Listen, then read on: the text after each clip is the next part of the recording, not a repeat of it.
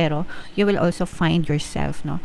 Kumbaga doon mo marirealize yung totoong value mo in the future, and mas ipaprioritize mo, kapiksi, yung iyong parang magliliwanag yung isip mo, mga kapiksi, in the future. Eventually guys, parang kakawala ka din dito sa connection na to, and mas magfo-focus ka sa iyong sarili, no, with this Four of Swords energy, and you will find your luck. And yung luck na makikita mo is more on good luck sa iyong finances, sa iyong career, kumbaga. So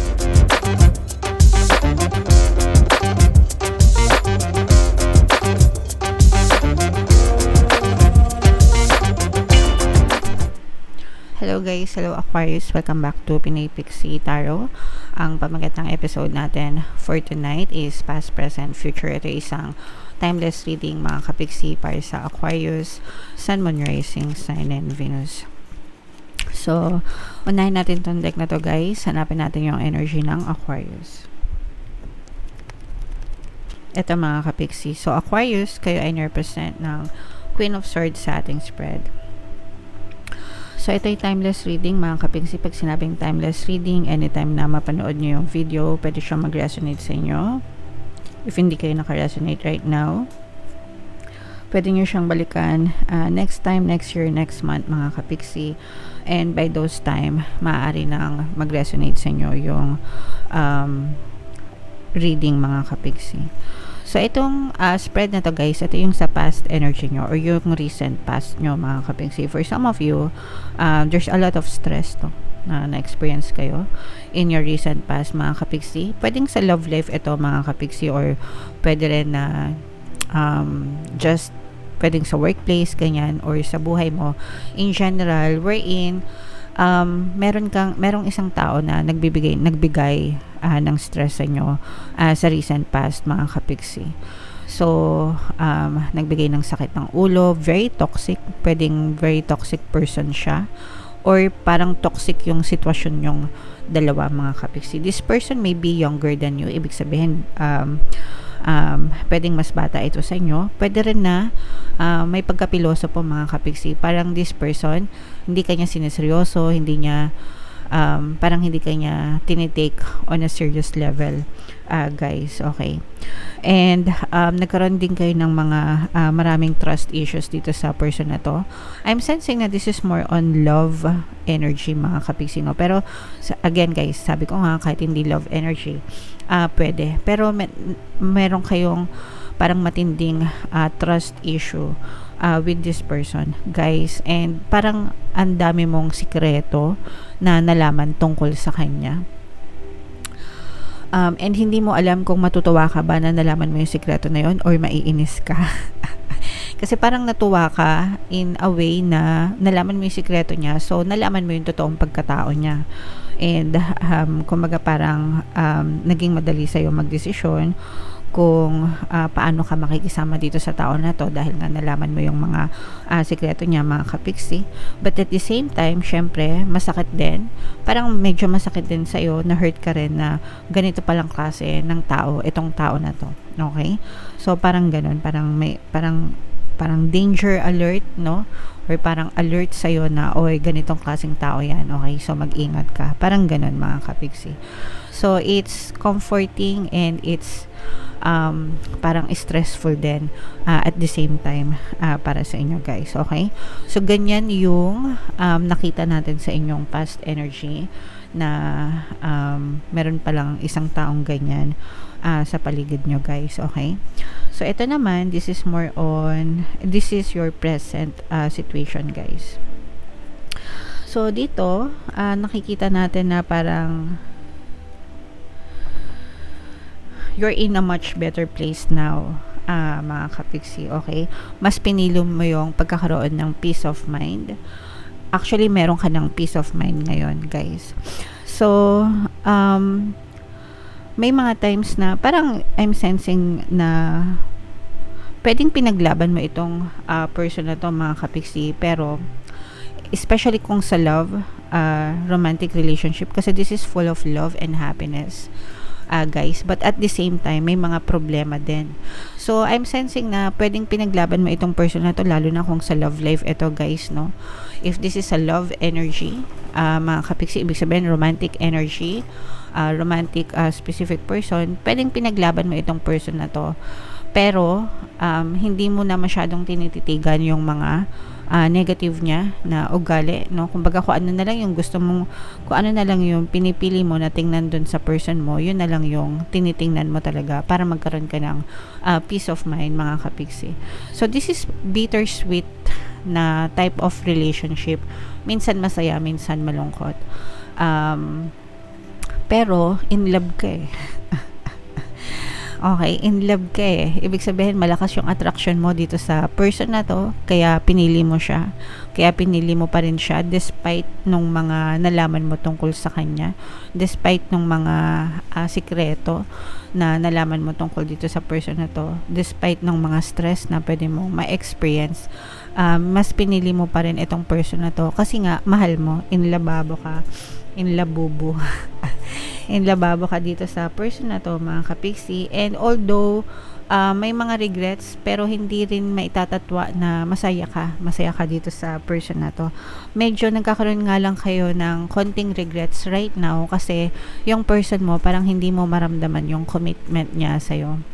And kumbaga parang yung person mo, this is someone na parang hindi matatali or ayaw magpatali, ganyan. Gusto ng person mo parang free siya, may kalayaan siya, and binibigay mo naman yun sa kanya, mga kapiksi. Hoping na kahit na binibigyan mo siya ng freedom, is palagi pa rin siyang babalik sa'yo. So parang palagi mo yung pinagdadasal na sana bumalik siya, sana ikaw pa rin, sana walang iba, yung mga ganong klase ng thoughts ba, mga kapiksi, kahit na parang alam mo na merong tendency na kumawala yung person mo sa'yo anytime, guys. So parang everyday masaya ka, pero also everyday is a struggle para sa inyo. Nagets nyo ba, Taurus, Aquarius? Comment down below if naintindihan nyo. So everyday in love ka, everyday mahal mo siya, pero at the same time everyday may problema ka sa kanya. So comment down below if naka-resonate kayo dyan. This is more on love energy yung nakikita natin para sa inyo, mga kapiksi. So in the future naman, guys, tingnan natin kung ano yung possible future nitong story na to, mga kapiksi. Etong energy na to. So in the future, guys, nakikita natin na may mga conflict kayo nitong person na to. Yes, kumbaga parang magiging malala yung conflict yung dalawa nitong person na to, kasi kumbaga parang alam mo na eh, 'di ba? Sabi ko nga sa inyo, everyday is a struggle para sa inyo, and eventually parang madidrain din yung energy nyo, guys, dito sa romantic department na to. Mas mangingibabaw yung mga conflict, yung mga pag-aaway nyo in the future, and disappointments, pero you will also find yourself, no?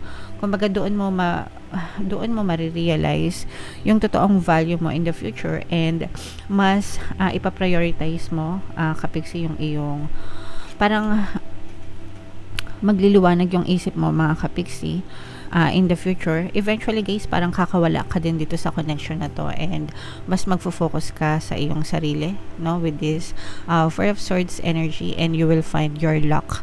And yung luck na makikita mo is more on good luck sa iyong finances, sa iyong career, kumbaga. So dadating yung time in the future na ibig sabihin, guys, malilesen yung attention mo sa iyong love energy, sa iyong romantic department, and mas magfo-focus ka sa iyong career or sa iyong money department, swerte department, kung ano man department, sa iyong kabuhayan. Yun yung ifo-focus mo, kasi ifo-focus mo yung energy mo sa sarili mo in the future, guys. Okay, so okay lang naman, guys, kasi dun sa current energy nyo, sabi ko nga, right now nandun kayo sa stage na pinaglalaban nyo, masaya kayo, but at the same time struggle is real for some of you. But eventually in the future, medyo bibigay din kayo dahil hindi nyo kakayanin yung mga conflict nyo with this person. Pero sabi ko nga, ang maganda doon is mabubuhos naman yung oras nyo sa sarili nyo, guys, and you will find your good luck in terms of money and career. Okay? So, yun na lang yung i-mind nyo guys sa future. Kasi kahit sabihin natin na medyo sasablay yung love life nyo, pero suswertehin naman guys sa pera. So, yun na lang yung i-mind nyo dyan sa comment section, mga kapixie mind, swerte, good luck, good fortune, swerte sa pera, swerte sa kabuhayan. Yan.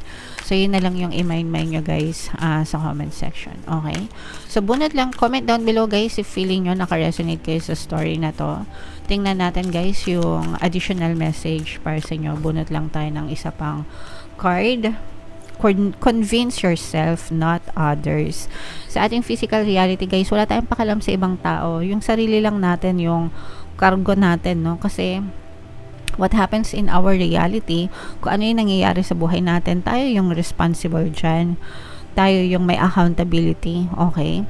And wag tayong magpapa-apekto sa ibang tao, wag tayong makikinig ng basta-basta sa mga magpapa-impluwensya, kumbaga, okay? Buhay mo, cargo mo, 'di ba? So make the best out of your life, mga kapixie. Yung sarili mo yung kailangan mong kumbinsihin. Kaya nga tayo may mga affirmations na sinishare sa inyo, 'di ba? Para sa sarili nyo. Para ma-reprogram yung subconscious mind nyo and eventually ma-push out sa 3D nyo yung mga bagay na desires nyo. So, wala kayong kailangan kumbinsihin, guys, kundi sarili nyo. Alright? So, the need to clarify, explain, or justify oneself in personal relationships is always self-serving.